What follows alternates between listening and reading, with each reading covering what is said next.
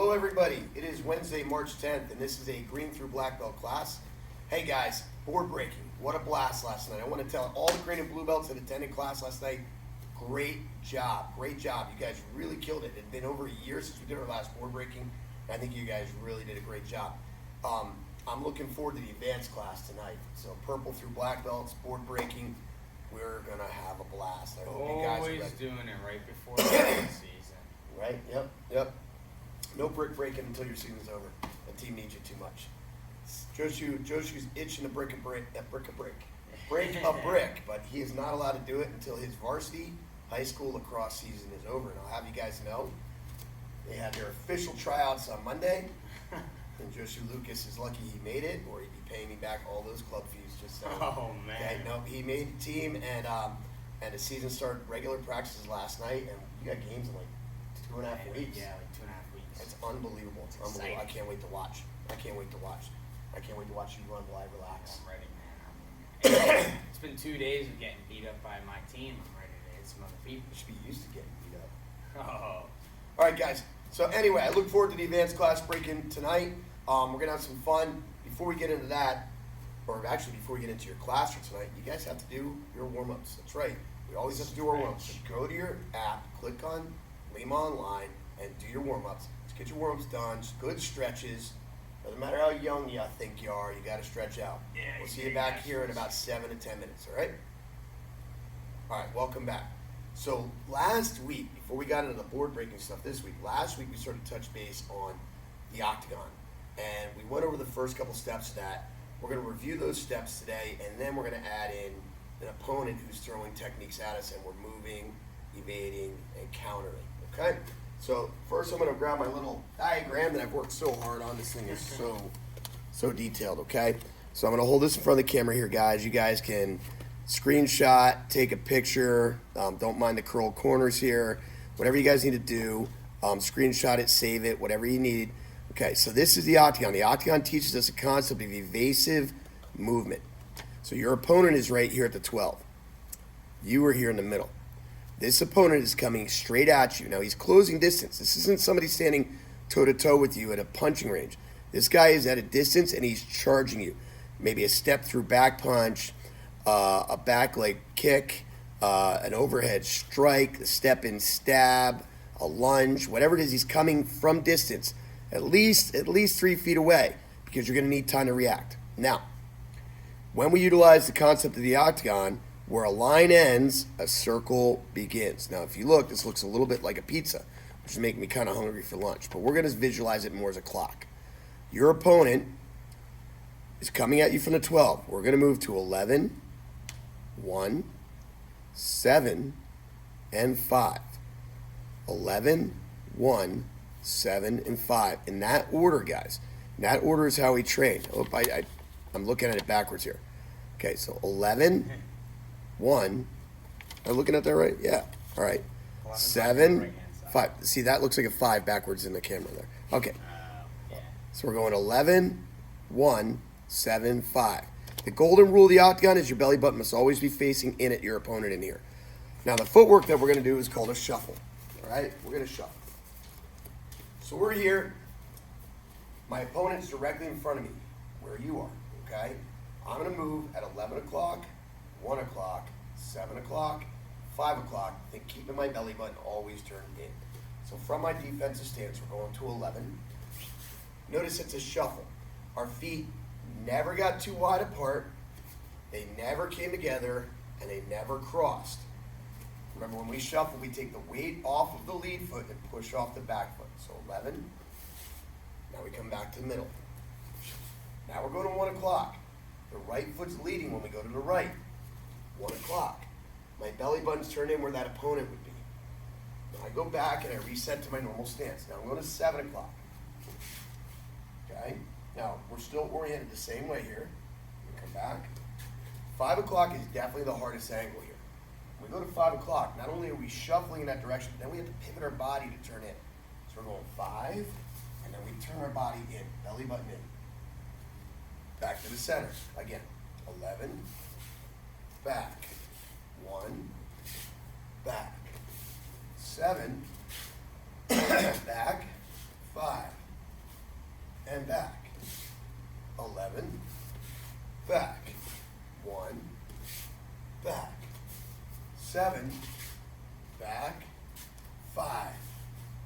and back.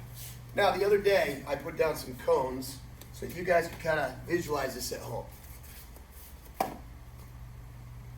too far back. I think we're good. Okay.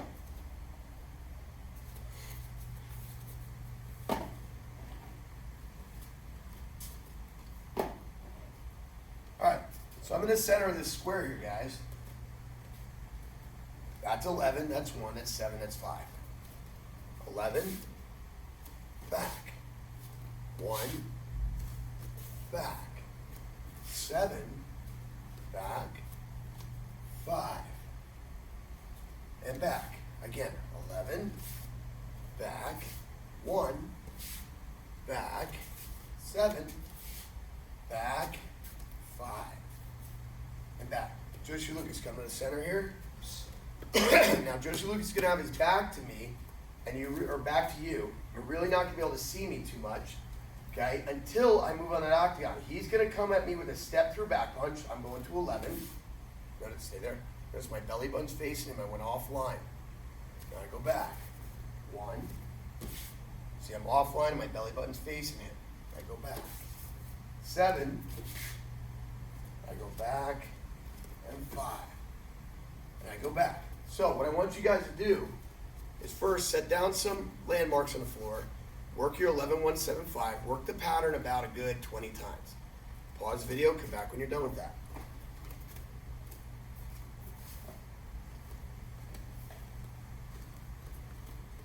You go, Joshua. Good catch. I thought they were all coming apart. Yeah. All right, welcome back. So now, you've done the footwork here, guys. Remember to shuffle. Shuffle. Shuffle. Now let's add in an opponent. So we can just visualize the angles. So Joshua's going to be on this side.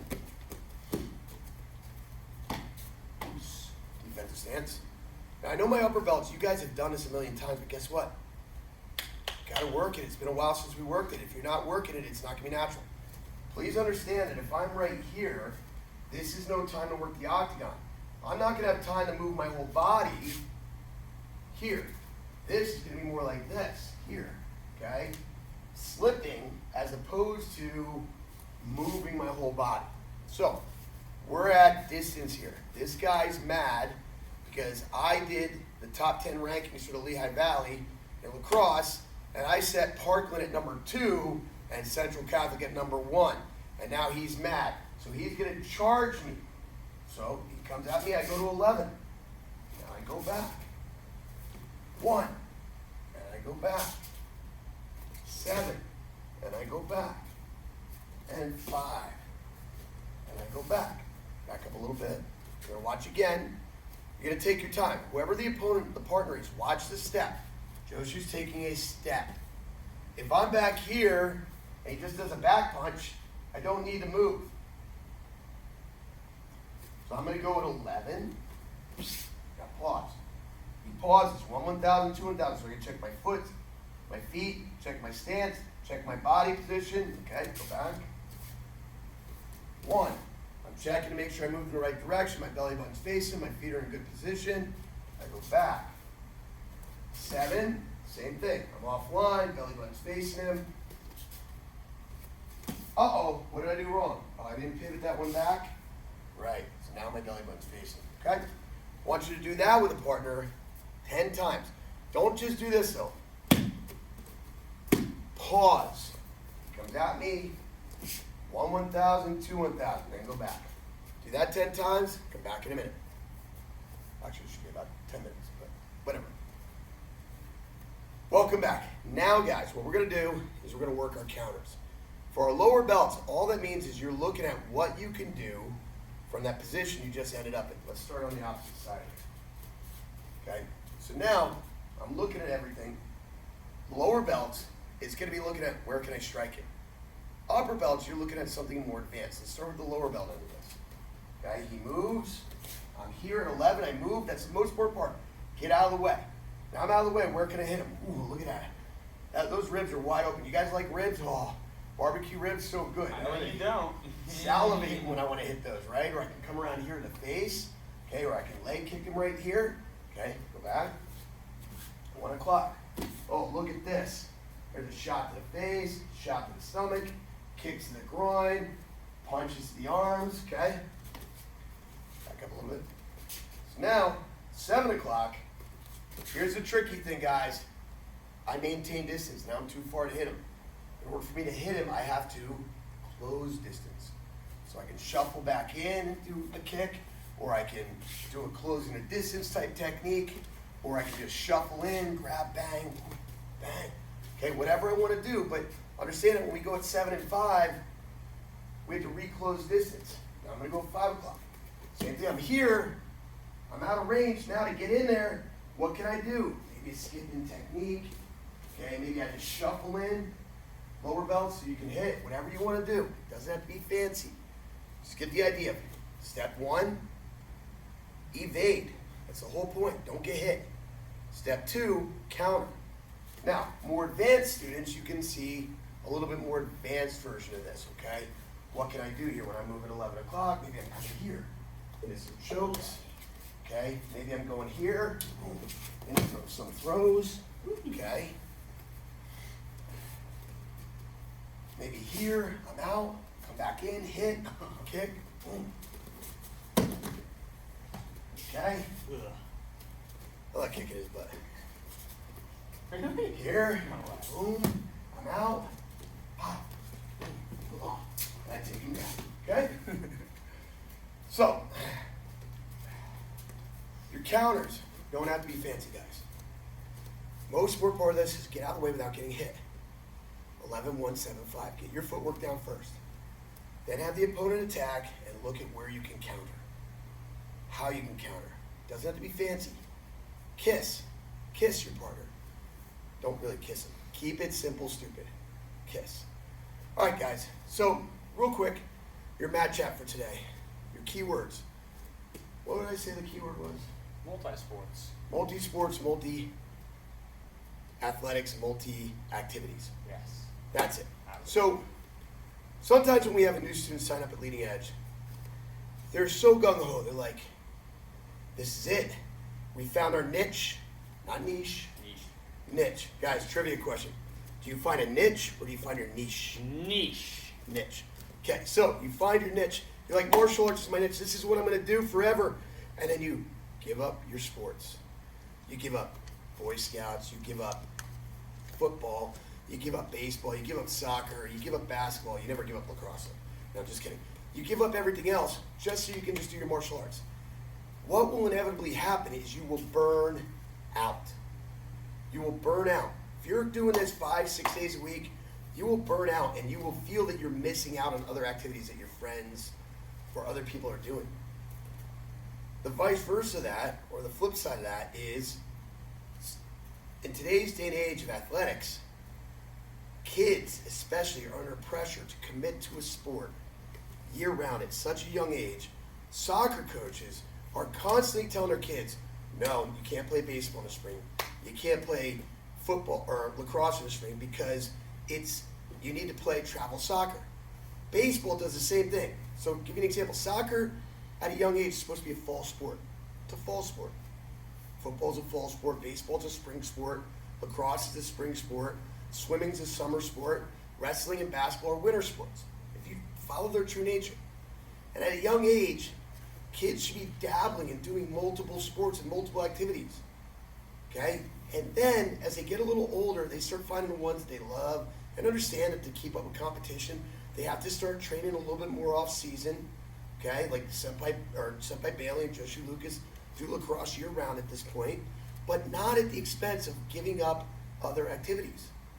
So when, for example, when lacrosse is in season, lacrosse is their primary sport.